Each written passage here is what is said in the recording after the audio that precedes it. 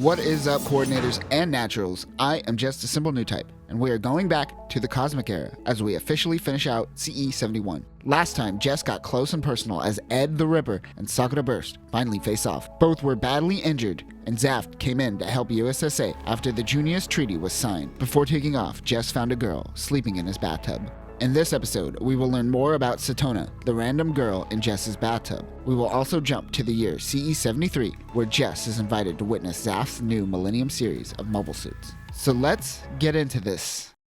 After waking up, the mysterious girl makes food for Kate and Jess. They all wonder why she was in there to begin with. As a side note, if you come across a fan translation like the one you get from Zionic Republic, you get moments like this where they, let's just say, take liberties. Like in this moment, for example, the original text says something like Kanzume okita dakita, which is something along the lines of I put canned food there. It doesn't really add to the story, so I get why fan subs do that sometimes, but it doesn't help either. Anyways, all she says when she wakes up is that she was here. Kate is very disappointed by this story. She introduces herself as Satona Winters. She wants to stay with the two on their journey. Kate doesn't want her joining, but she finishes cooking an amazing meal, and after eating it, he changes his mind. Satona goes out to town to get more groceries. It is now nighttime and she hasn't returned. Jess is concerned and wants to go look for her, but Kate says that they don't really know her, so who knows what happened. 1 week later and she still hasn't shown up. Kate suggests they head to Mattias, and then suddenly, bam! Satona comes out of nowhere. She says she passed out for a little bit and came back.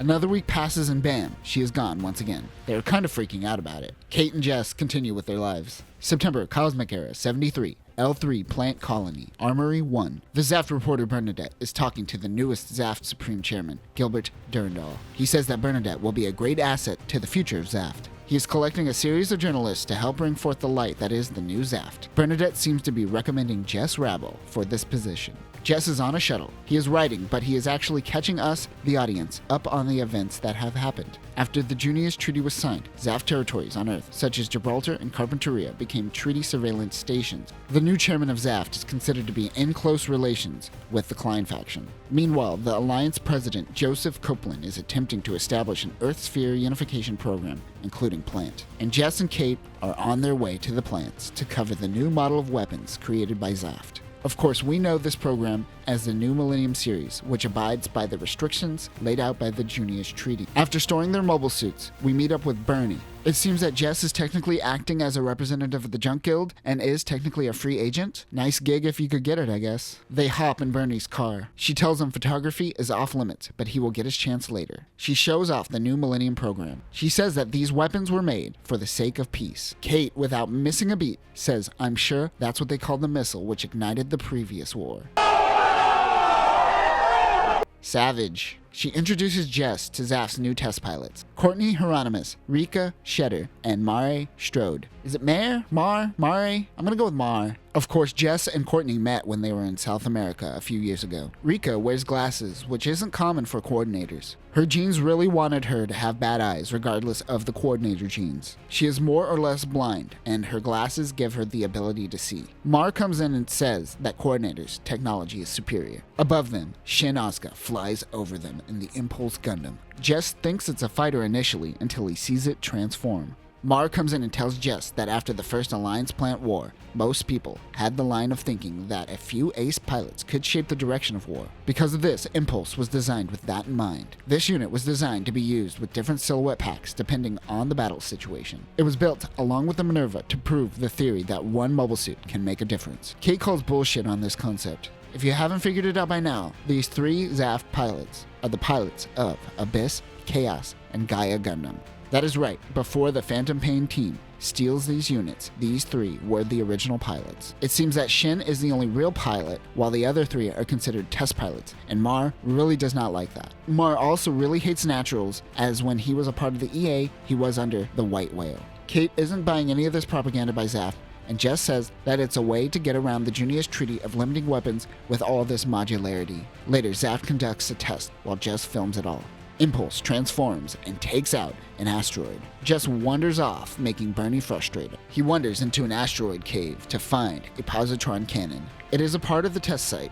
The positron cannon goes off and Jess barely escapes with his life, but he is stuck inside an asteroid. Kate thinks that this is planned by Zaft to have them killed. Jess goes deeper into the cave to find a strike dagger. Kate is trying to get close by, but there are too many meteorites. A blast goes off. Jess uses the Strike Dagger's launcher striker pack to blast through the asteroid. Kate grabs Jess and brings him to safety. He apologizes for causing trouble. He notes that his mobile suit is able to use Zaft weapons, which isn't normal, and attributes it to Lowe's engineering skills. Back at Mattias's mansion, a woman is looking into the details of Knaf Lucchini, who was the informant that we saw during Gundam Seed Astray. For more information regarding this character, check out our Astray coverage. Knaf Lucchini also shows up in Astray R, which we haven't covered yet, and I need to get on it. This is Matisse, Mattias's sister. We will learn more of her later. Back in space, the Sword Impulse is doing some tests, while Jess gets some footage. They're done for the day, and everyone heads back to the ship. But one shuttle suddenly takes off at top speed. Bernie sends out a communication and tells them to come back, but she gets no response. Jess is confused, but Kate tells him what is going on right now.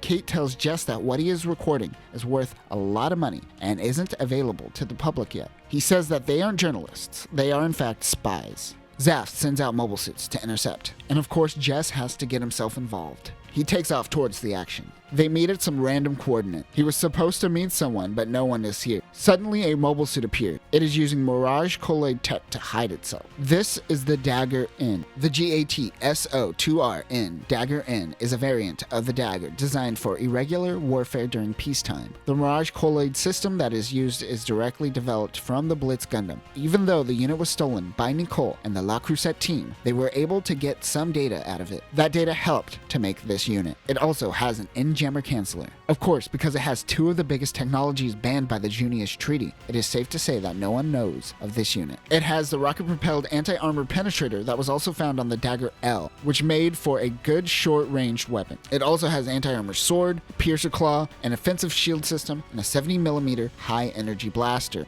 The Dagger N comes in and harpoons the shuttle. The mobile suit transfers the data and then instantly destroys it. Jess and Zaft come in to inspect the situation. They all seem to think it was suicide or an accident involving the asteroid belt. But Jess thinks something is up. He simply doesn't have the proof yet. The Zaft test team heads out on a new mission. Jess follows him in the outframe, but he now has the G-Flight. G-Flight is a striker pack designed specifically by 8 for the outframe and seems to be based off of the GAT-333 Raider full specs mobile armor mode. This allows Jess to focus on filming while in the air and can be used as a defensive shield. It also allows Jess to keep up with Zaft's state-of-the-art mobile suits. 3 days earlier, we see Yoon wandering around the plants, lost as she usually is. Back at the base, Jess upgraded his mobile suit, but he could use more money for camera equipment. Suddenly, they smell something delicious and hear a voice coming out of the outframe. Jess and Kate look at each other and go, no, it can't be. They open up the mobile suit, and sure enough it is. Satona is back on board the mobile suit making food. This time, Yoon is with her enjoying a meal.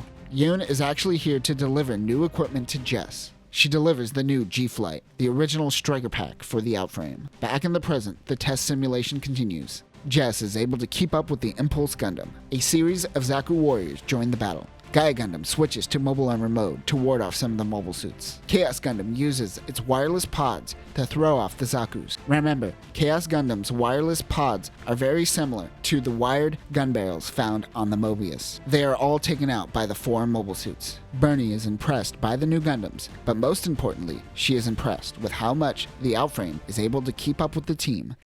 And that will do it for this episode. The introduction of Satona does feel like a side story, and I probably should have added it to the end of the last video, but it feels out of place regardless where I put it. We have finally finished the Cosmic Era 71 minus Astray R&B. Now that we have made it to CE 73, we are seeing a new era of Zaft as they prepare for a future of peace. I can't even keep a straight face when I say it. In our next episode, we will continue with Volume 3 of Mobile Suit Gundam Seed Destiny Astray as we learn more about Matisse. We will also be reunited with the Professor and the Junk Guild, as well as Genesis Alpha. We will also finally see the return of Rondo, Mina Sahaku, and the return of the Astray Gold Frame. But that will do it for now, new types. Remember, if a treaty doesn't allow magic invisibility powers, how will they ever know? You're invisible. Peace.